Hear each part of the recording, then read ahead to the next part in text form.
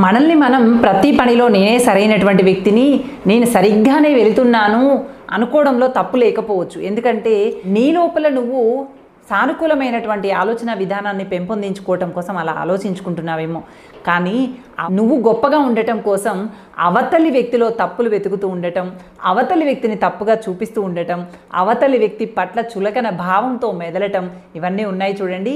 ఇవన్నీ కూడా నిన్ను నీవు ఎక్కువగా చూపించుకోవటం కోసం అవతలి వాళ్ళని తక్కువగా చేసి చూపించేటువంటి మలినపూరితమైనటువంటి స్వార్థపు ఆలోచన విధానాలు.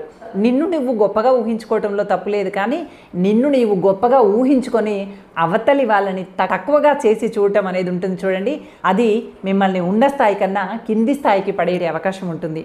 అందుకని ఎప్పుడు ఎవరిని కూడా చులకనగా చూడకూడదు. చెరువులో నీళ్లు ఉన్నప్పుడు చీమలే చేపలకి ఆహారంగా మారుతాయి. అదే నీరు ఇంకిపోయిన తర్వాత అదే చేపలు చీమలకి ఆహారంగా మారుతాయి. ఇదిగో ఇలాగే పరిస్థితులను బట్టి వ్యక్తుల విలువలు, వ్యక్తుల అవసరాలు మారిపోతూ ఉంటాయి. అంతేకాని నిన్ను నువ్వు గొప్పగా ఊహించుకుంటూ అవతలి వాళ్ళని మాత్రం తక్కువగా ఎప్పుడూ చూడకు.